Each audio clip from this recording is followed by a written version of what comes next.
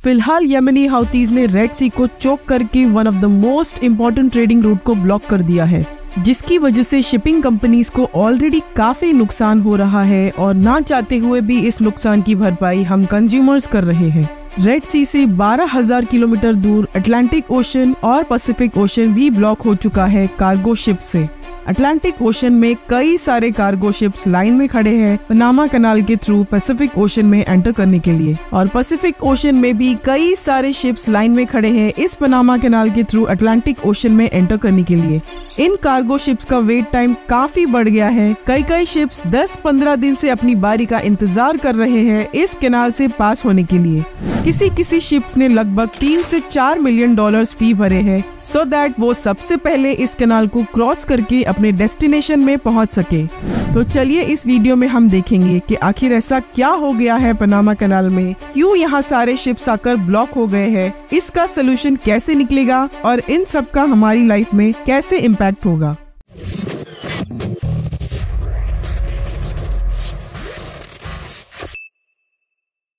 Panama canal एक सबसे important shortcut है उन शिप्स के लिए जो पैसिफिक और अटलांटिक ओशंस के बीच ट्रैवल करते हैं। ये एक इम्पोर्टेंट रूट है उन मर्चेंट शिप्स के लिए जो गुड्स लेकर जाते हैं यूएस ईस्ट कोस्ट और ईस्ट एशिया के बीच, यूएस और कैनेडियन वेस्ट कोस्ट और यूरोप के बीच, और यूएस ईस्ट कोस्ट और साउथ अमेरिका की वेस्ट कोस्ट के बीच। इन रूट्स में ट्रैवल करने के लिए पनामा कैनाल सबसे एफिशिएंट साबित होता है, जिसकी वजह से टाइम और पैसे दोनों बचते हैं। पनामा कैनाल अगर ना हो तो इसका ऑल्टरनेट रूट पूरे साउथ अमेरिका से होकर गुजरता है, जो जर्नी में 15,000 किलोमीटर और 18 दिन एक्स्ट्रा ऐड कर देता है। अप्रोक्सीमेटली सालाना दुनिया के सी ट्रेड्स में से 5% इसी कैनाल से होता है, जिसमें से सबसे ज्यादा कंटेनर्स अमेरिका के होते हैं। अमेरिका इस कैनाल पर काफी हेवीली डिपेंडेंट है, क्योंकि यही पनामा कैनाल अमेरिका के ईस्ट कोस्ट को एशिया से कनेक्ट करता है और वेस्ट कोस्ट को यूरोप से कनेक्ट करता है। कोई भी वॉर या क्राइसिस के दौरान ये कैनाल अमेरिकन यूएस नेवी के लिए भी काफी इम्पोर्टेंट रोल प्ले करता है। जैसे कि 1962 के क्यूबन मिसाइल क्राइसिस के दौरान अमेरिका ने काफी तेजी से अपने वेस्ट कोस्ट के नेवी शिप्स को डिप्लॉय किया था कैरेबियन में इस पनामा कैनाल के थ्रू। इवन कोरियन और वियतनाम वॉर के दौरान अमेरिका ने इसी कैनाल का यूज करके अपने मिलिट्री इक्विपमेंट्स को पहुंचाया था एशिया में। और अगर इन फ्यूचर चाइना अटैक करता है ताइवान पर, और अटैक के बाद फौरन अगर चाइना अमेरिकन आर्मी बेसिस जो गुआम और ओकिनावा में है उस पर अगर चाइना अटैक करता है, तो अमेरिका फौरन अपने मिलिट्री ट्रूप्स डिप्लॉय कर सकता है ईस्ट कोस्ट से इस कैनाल के थ्रू। और अगर ये कैनाल चौक हो जाए तो अमेरिकन ट्रूप्स को पूरे साउथ अमेरिका से घूम के आना होगा, जिसकी वजह से उन्हें 18 दिन लग सकते हैं, और इन 18 दिनों में चाइना काफी ज्यादा डैमेज कर सकता है अमेरिकन बेसिस और ताइवान पर। पनामा कैनाल 1914 में बनकर तैयार हुआ था, तब से 1979 तक ये कैनाल का कंट्रोल अमेरिका के पास था। उसके बाद इस कैनाल को पनामा गवर्नमेंट को हैंड ओवर कर दिया गया था। हैंड ओवर करने के बाद 20 साल तक इस कैनाल को पनामा और अमेरिका दोनों मिलकर चलाते थे 2000 तक। 2000 के बाद इस कैनाल का पूरा कंट्रोल पनामा ने ले लिया था।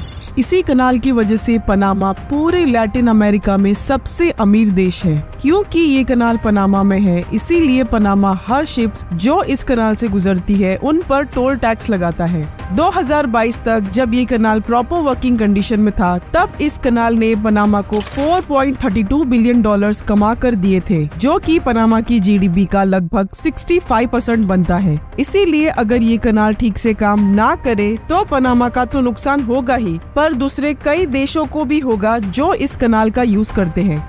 जब कोई शिप पनामा कैनाल पहुंचता है, उस शिप को 3 लॉक्स के थ्रू ले जाया जाता है, जिन्हें गेट्स की मदद से सेपरेट रखा जाता है। पहले लॉक में जब शिप एंटर करता है तब वो सी लेवल में होता है। शिप के एंटर होने के बाद पीछे का गेट बंद कर दिया जाता है। इसके बाद सेकेंड गेट में से पानी को फर्स्ट गेट में ट्रांसफर किया जाता है, जिसकी वजह से फर्स्ट गेट के पानी का लेवल बढ़ जाता है और सेकेंड गेट का कम होने लगता है। जब फर्स्ट और सेकेंड गेट में पानी इक्वल हो जाता है, तब सेकेंड गेट को खोला जाता है और शिप सेकेंड गेट में बढ़ जाती है। इस सेकेंड गेट में भी सेम प्रोसेस को रिपीट किया जाता है। यहाँ थर्ड और सेकेंड गेट को इक्वल करके शिप को थर्ड गेट में भेजा जाता है। फिर थर्ड गेट को खोलकर शिप को आगे ले गाटून में भेजा जाता है।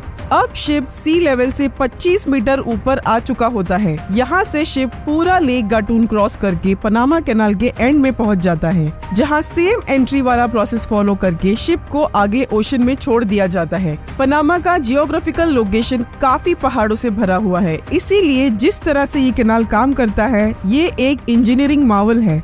पर इस प्रोसेस का एक सबसे बड़ा ड्रॉबैक ये है कि ये प्रोसेस में काफी पानी वेस्ट होता है। जब कोई शिप फर्स्ट लॉक में एंटर होता है तो उस शिप के लेवल को बढ़ाने के लिए सेकेंड लॉक से पानी लिया जाता है, जो इवेंचुअली लेक गाटून से आता है। पर जब दूसरी शिप की बारी आती है तो उसे फर्स्ट लॉक में लाने के लिए पानी का लेवल लो करना होता है, उसे सी लेवल तक लाना होता है। इसीलिए फर्स्ट लॉक के पानी को समुद्र में छोड़ दिया जाता है। ये सेम प्रोसेस दोनों साइडों में होता है, जिसकी वजह से काफी मीठा पानी बर्बाद होता है। पनामा कैनाल में पानी दो आर्टिफिशियल लेक से आता है, लेक अलावेला और लेक गाटून, जिनमें से लेक गाटून इसका प्राइमरी सोर्स है। एक सिंगल शिप को इस पनामा कैनाल से पास कराने के लिए 196 मिलियन लीटर्स पानी लगता है, जो इन दोनों लेक से आता है। और पनामा कैनाल से डेली लगभग 40 शिप्स गुजरते हैं, तो आप अंदाजा लगा सकते हो कि कितना पानी चाहिए होता है डेली।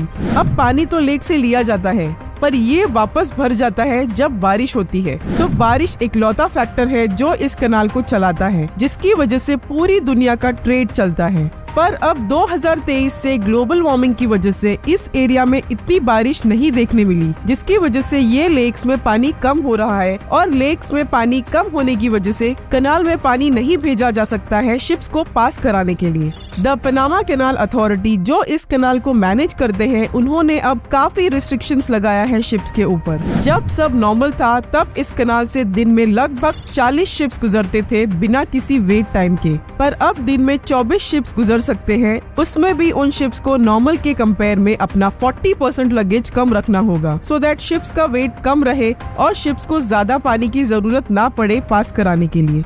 अब जब तक फिर से अच्छी खासी बारिश नहीं होती तब तक ये रिस्ट्रिक्शंस लगा रहेगा और इस रूट से ग्लोबल ट्रेड काफी स्लो चलता रहेगा, जिसकी वजह से शिपिंग कंपनीज को नुकसान होगा और इस वजह से चीजों के दाम बढ़ने लगेंगे।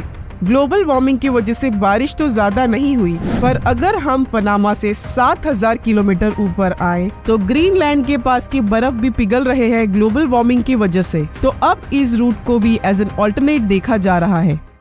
Thank you so much video देखने के लिए। अगर आपको ये वीडियो पसंद आए तो इसे एक लाइक करें और अपने फ्रेंड्स एंड फैमिली के साथ शेयर करें और प्लीज सब्सक्राइब भी कर ले। Thank you.